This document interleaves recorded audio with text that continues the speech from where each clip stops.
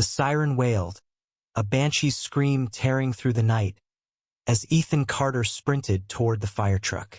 His heart pounded, not from the call to a blazing warehouse on Portland's industrial edge, but from the cold silence of his team. For weeks, his fellow firefighters at Station 17 had shunned him, their whispers and averted eyes slicing deeper than any blade.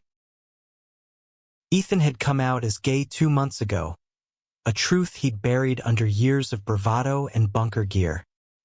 He'd expected resistance in a firehouse where tradition clung like smoke to the walls, but not this. His brothers in arms, men he'd trusted with his life, had turned their backs. Caleb Monroe, his closest friend and secret crush, hadn't spoken to him in weeks. The betrayal stung worse than the heat Ethan now faced, climbing into the truck alone, the weight of their rejection heavier than his oxygen tank.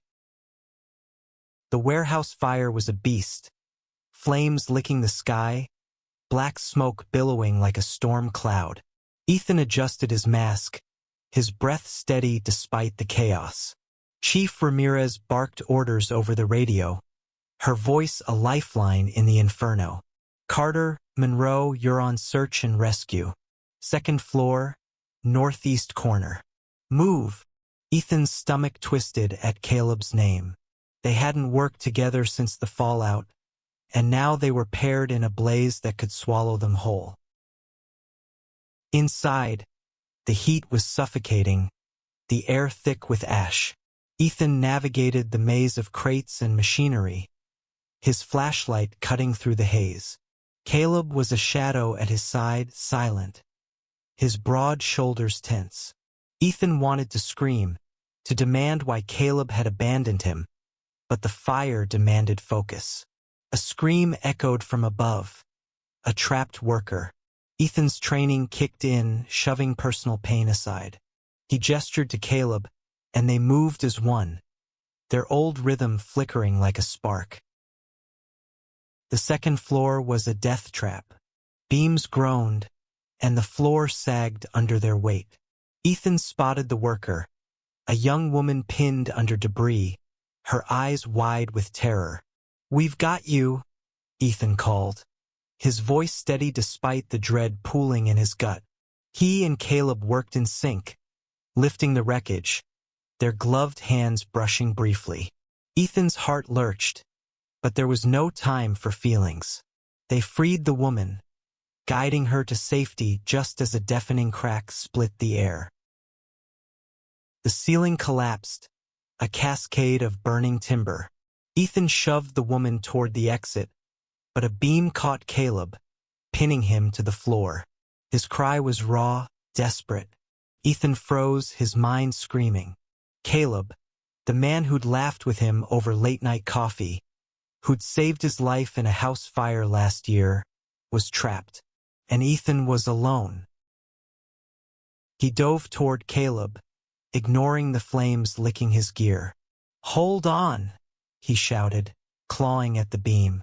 It was too heavy, his muscles screaming as he strained. Caleb's eyes met his, wide with fear but also something softer, regret. Maybe. "Ethan," he gasped. "I'm sorry." The words hit harder than the heat, but Ethan shook his head. "Not now. We're getting out." The fire roared, closing in. Ethan's radio crackled, Chief Ramirez's voice, urgent. "Carter, Monroe status." Ethan didn't answer, he couldn't. His world narrowed to Caleb, to the beam, to the impossible weight of saving the man who'd broken his heart. He pulled, his strength fading, until a shadow loomed beside him. Another firefighter, Rodriguez, one of the men who'd shunned him, grabbed the beam's other side. "We got this, Carter," he grunted. More figures appeared through the smoke. Jenkins, O'Malley, the team that had abandoned him. They were here risking their lives. Together, they lifted the beam, freeing Caleb. Ethan hauled him to his feet, their eyes locking for a fleeting second. The team moved as a unit, dragging Caleb through the collapsing structure, flames snapping at their heels.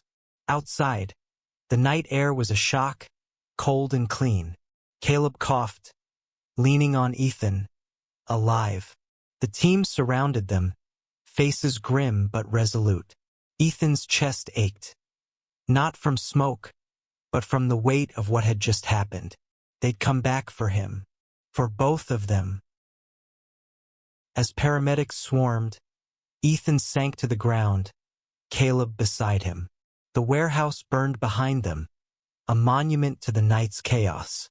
Caleb's hand brushed Ethan's, tentative, and for the first time in weeks, Ethan didn't feel alone.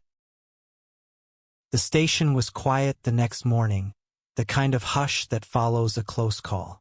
Ethan sat in the locker room, staring at his gear, the soot still clinging to it. He hadn't slept, his mind replaying the fire, Caleb's apology, the team's unexpected return. He didn't know what it meant, but the silence felt different now. Not hostile, but heavy with unspoken words. Caleb appeared in the doorway, his arm bandaged from the beam's crush. "Can we talk?" he asked, his voice low. Ethan nodded, bracing himself. They stepped outside, the Portland dawn painting the sky in pinks and golds. Caleb looked at him, his dark eyes searching. "I was wrong," he said. "I didn't know how to handle you. I was scared." Ethan's throat tightened. "Scared of what? Me being gay? Or what you felt?" The question hung between them, raw and dangerous. Caleb didn't look away. "Both," he admitted. "But last night, when you wouldn't give up on me, I realized I can't keep running." The confession hit Ethan like a punch. He'd loved Caleb for years, silently, hiding behind friendship. Now the truth was out, fragile but real. "What now?" Ethan asked, his voice barely above a whisper. Caleb stepped closer, his hand grazing Ethan's arm. "I don't know, but I want to figure it out. With you." The words were a spark, small but enough to light something new. Ethan didn't know if the team's actions last night meant acceptance or just duty, but for now, Caleb's presence was enough. They stood there, two men in a world that hadn't always been kind, finding courage in the ashes of the fire. The days after the warehouse fire were a blur of paperwork, debriefs, and quiet tension at Station 17. Ethan moved through his shifts like a ghost, hyper-aware of every glance, every word. The team had saved Caleb, saved him, but the rift between them hadn't magically healed. Rodriguez nodded at him in the kitchen, a small gesture, but Jenkins still avoided his eyes. O'Malley clapped his shoulder once, gruffly, but said nothing. It was progress, Ethan supposed, but it felt like walking on thin ice. Caleb, though, was different. He lingered after shifts, his presence a quiet anchor. They hadn't spoken again about that dawn confession, but Ethan felt it in the air, a fragile thread connecting them. He wanted to pull at it to see where it led, but fear held him back. What if Caleb changed his mind? What if the team's fleeting unity crumbled under the weight of old prejudices? A new call came midweek, a house fire in the Hawthorne district. Ethan's pulse quickened as he suited up, the memory of the warehouse still raw. Caleb was assigned to his truck again, their eyes meeting briefly as they climbed aboard. The ride was silent, the team's usual banter absent. Ethan stared out the window, the city blurring past, wondering if he'd ever feel like he belonged again. The house was a two-story Victorian, flames pouring from the upper windows. A crowd gathered, neighbors clutching each other, shouting about a child still inside. Ethan's focus sharpened, the chaos fading to a pinpoint. He and Caleb were tasked with the primary search, their boots hitting the ground in sync. Inside, the heat was relentless, the smoke thicker than the warehouses. Ethan's flashlight swept the rooms, his voice hoarse as he called out, "Anyone here?" A faint cry answered from upstairs. Ethan glanced at Caleb, who nodded, and they climbed the buckling staircase. The child, a boy no older than 7, was curled in a closet, coughing, terrified. Ethan knelt, his voice calm despite the fire's roar. "Hey, buddy, we're gonna get you out." Caleb lifted the boy, shielding him as they navigated the collapsing house. Ethan led the way, clearing debris, his heart pounding not just from the danger, but from the trust in Caleb's movements behind him. They made it out, the boy safe in his mother's arms. The crowd cheered, but Ethan barely heard it. He was watching Caleb, who wiped sweat from his brow and gave him a small, tired smile. It was the first real smile Ethan had seen from him in weeks, and it hit like oxygen after smoke. Back at the station, the team was quieter than usual, the fire's intensity lingering. Ethan was cleaning his gear when Rodriguez approached, his usual swagger subdued. "Good work out there, Carter," he said, his voice gruff. "You and Monroe, you're solid." Ethan blinked, unsure how to respond. It wasn't an apology, but it was something. He nodded, muttering a thanks, and Rodriguez walked away. That night, Caleb found him in the bunk room, the station dark except for the glow of exit signs. "You okay?" Caleb asked, sitting on the edge of Ethan's cot. The question was simple, but it carried weight.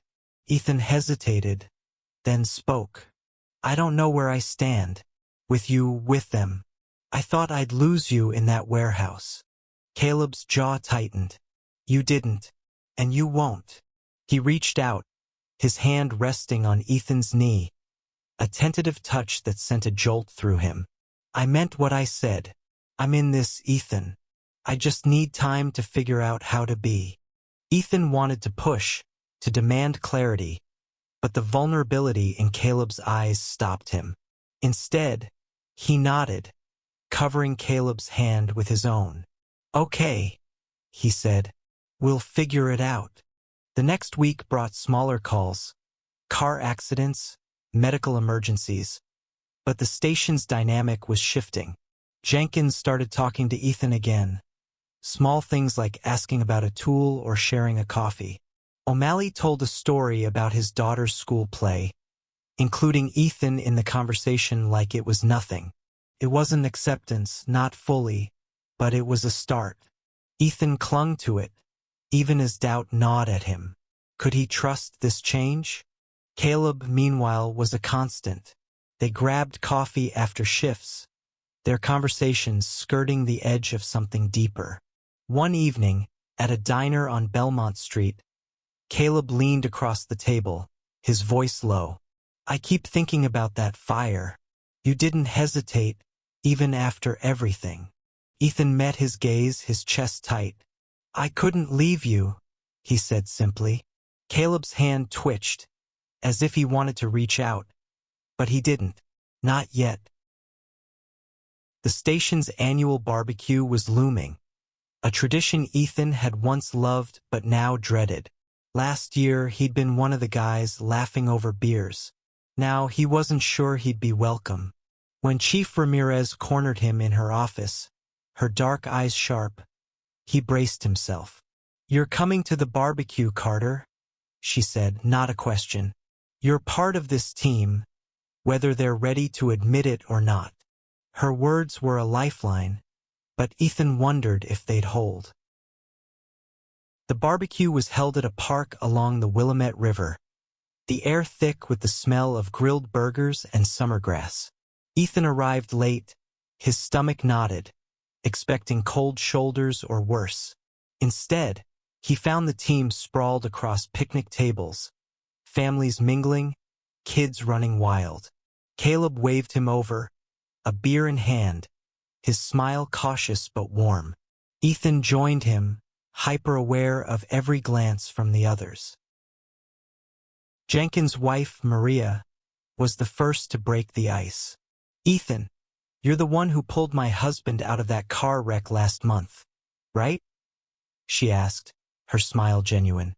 Ethan nodded, surprised she remembered. "Thank you," she said softly. "He told me you were a rock." Jenkins, nearby, flushed but didn't contradict her. It was a small moment, but it loosened something in Ethan's chest. The afternoon wore on, and the team's guardedness softened with the beer and sunlight. O'Malley challenged Ethan to a cornhole game, trash-talking him with a grin. Rodriguez's daughter tugged at Ethan's sleeve, asking him to push her on the swing. For the first time in months, Ethan felt like he belonged, even if it was tentative. But Caleb's presence was what grounded him. They stole moments alone, their shoulders brushing as they watched the river, the unspoken pull between them growing stronger. That night, a new call came, an apartment fire in southeast Portland. The team moved like a well-oiled machine, but Ethan's focus was on Caleb, who seemed reckless, pushing deeper into the blaze than necessary. They cleared the building, no casualties, but Ethan grabbed Caleb outside, his voice sharp. "What the hell was that? You trying to get yourself killed?" Caleb's eyes flashed, defensive. "I was doing my job, Ethan." But there was something raw in his tone, something unspoken. They stood there, breathing hard, the tension crackling. "You don't get to risk yourself like that," Ethan said, softer now. "Not when I just got you back." Caleb's expression softened, and for a moment, Ethan thought he might say something more. But Rodriguez called them back to the truck, and the moment broke. Back at the station, Caleb lingered, his hand brushing Ethan's as they cleaned gear. "I'm not going anywhere," he murmured. Ethan wanted to believe him, but the fire's recklessness lingered in his mind.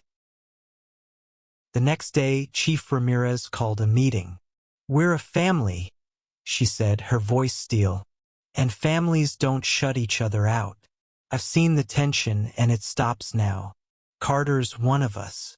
Anyone got a problem with that, you come to me." The room was silent, but Ethan felt the weight of eyes on him. Some nodded, others looked away, but it was a line in the sand. Ethan glanced at Caleb, who gave him a small, reassuring nod. After the meeting, Caleb pulled Ethan aside. "I talked to Ramirez," he said. "Told her I was part of the problem. I'm done hiding, Ethan. I'm figuring out who I am, but I know I want you in my life." The words were a spark, igniting hope Ethan hadn't dared feel. He reached for Caleb's hand, their fingers intertwining briefly before they pulled apart, aware of the station around them. The weeks that followed were a slow thaw. The team wasn't perfect. There were still awkward moments, sidelong glances, but they were trying. Ethan and Caleb grew closer, their bond deepening in stolen moments. A shared coffee, a late-night talk in the station's garage. Ethan felt the weight of his isolation lifting, but doubt lingered. Could he trust this change? Could he trust Caleb not to pull away again? A new fire call tested everything. A factory in North Portland, chemicals fueling the blaze, toxic smoke choking the air. Ethan and Caleb were on point again, their teamwork seamless despite the danger. But as they searched for trapped workers, a wall collapsed, cutting Ethan off from the team. He was alone, the fire closing in, his radio silent. Panic clawed at him, but he thought of Caleb, of the team, and pushed forward, searching for a way out. Trapped in the factory, Ethan's world was heat and darkness. The fire roared, a living thing, its heat searing through his gear. His radio crackled, but no response came. He crawled along the floor, avoiding flames, his mind racing. He'd faced fires before, but this felt personal, as if the blaze knew his fears. Being alone, abandoned. He shook off the thought, focusing on the exit he couldn't see. Outside, Caleb was frantic. He'd seen the wall collapse, cutting Ethan off. "Carter!" He shouted into his radio, his voice breaking. Chief Ramirez grabbed his shoulder, her face grim. "Monroe, we're going in. Stay focused." Caleb nodded, but his heart was a drumbeat of fear. He couldn't lose Ethan. Not now, not when they were so close to something real.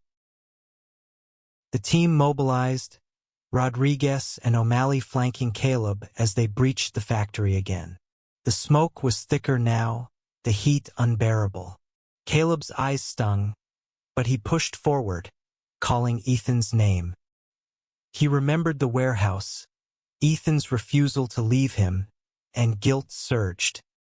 He'd pushed Ethan away for weeks, afraid of his own feelings, and now Ethan was trapped because of it. Ethan heard faint shouts through the roar of the fire. He crawled toward the sound, his oxygen tank beeping low. A figure emerged through the smoke. Caleb, his face a mask of determination. "I've got you," Caleb said, grabbing Ethan's arm. Rodriguez and O'Malley were behind him, clearing a path. Together, they dragged Ethan through the collapsing structure, the fire snapping at their heels. Outside, Ethan ripped off his mask, gasping for air.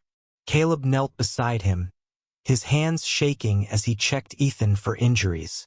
"You're okay," Caleb kept saying, as if convincing himself. Ethan grabbed his hand, their fingers locking. "You came back," Ethan said, his voice hoarse. Caleb's eyes were wet, not just from smoke. "Always," he said. The team gathered around, their faces etched with relief. Jenkins handed Ethan a water bottle. His usual gruffness softened. "Don't scare us like that, Carter," he muttered. O'Malley nodded, his hand on Ethan's shoulder. It wasn't forgiveness, not fully, but it was solidarity.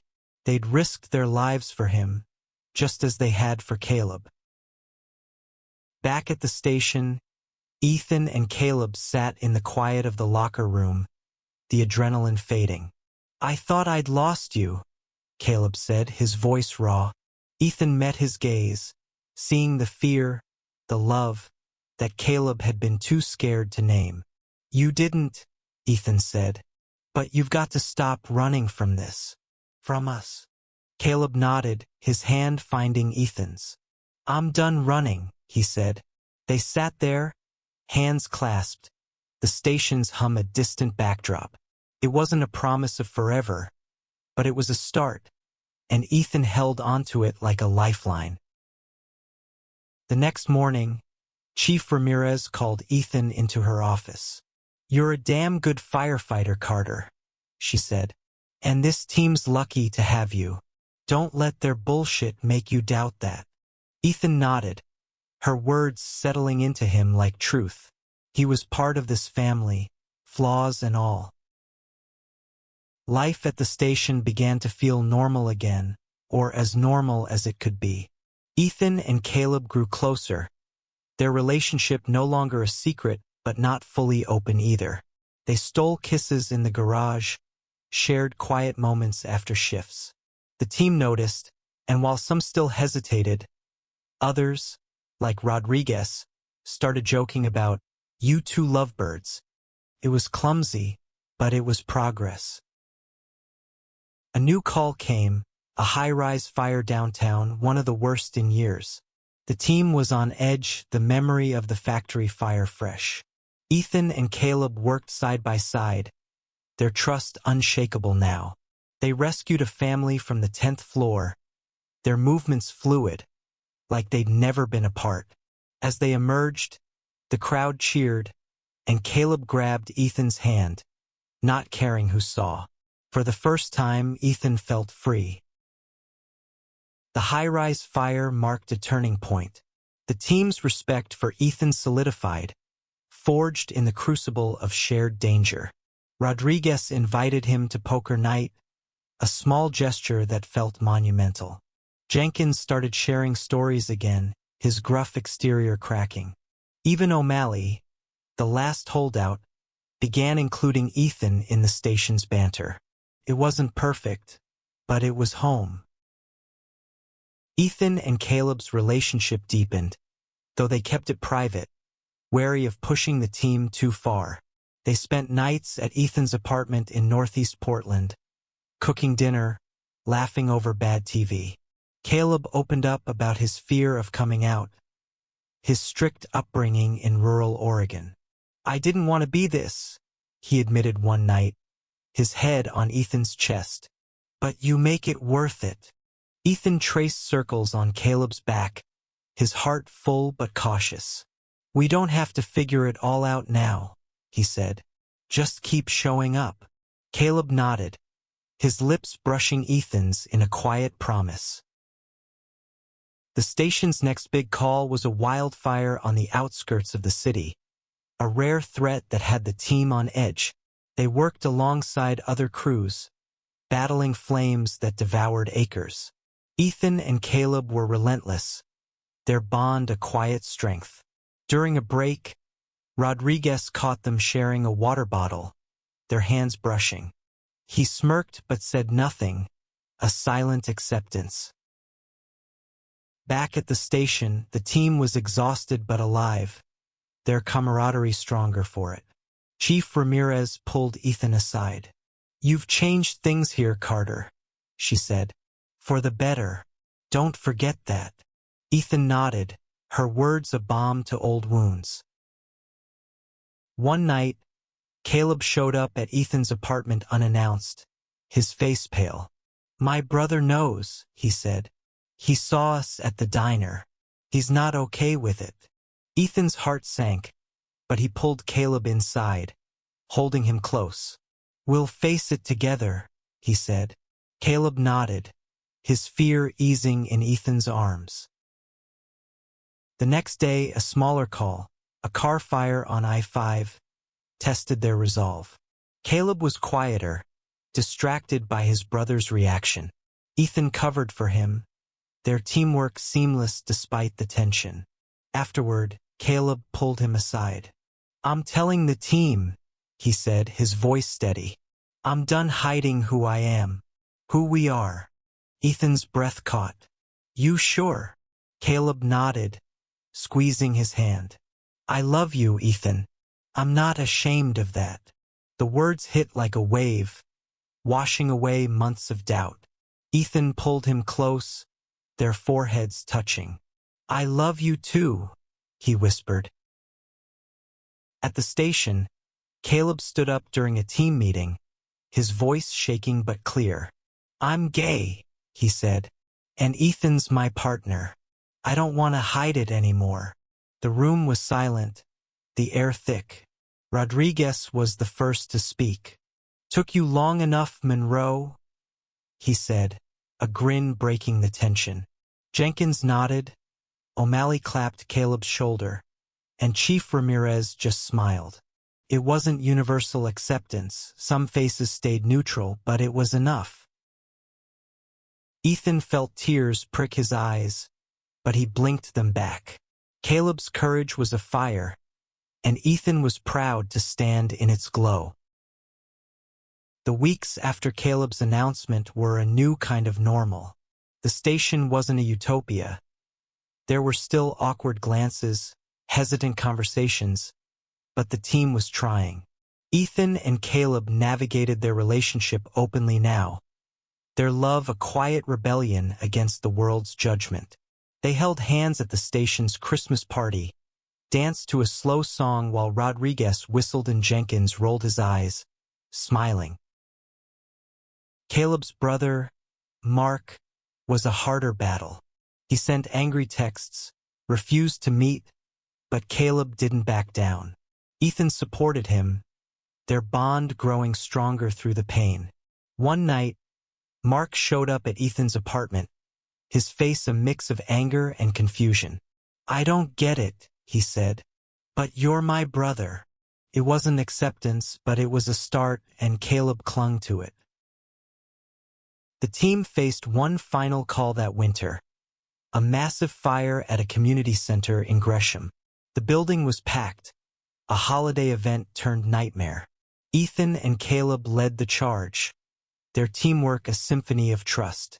They saved dozens, their hands steady, their hearts full. As they emerged, the crowd cheered, and Caleb pulled Ethan into a kiss, right there in the open. The team clapped, Rodriguez whooping, and Ethan laughed, free in a way he'd never been.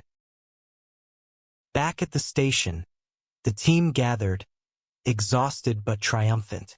Chief Ramirez raised a glass. "To family," she said, her eyes on Ethan and Caleb. The team echoed her, their voices a chorus of hard-won unity. Ethan looked at Caleb, at the men who'd once turned away but now stood with him and felt whole.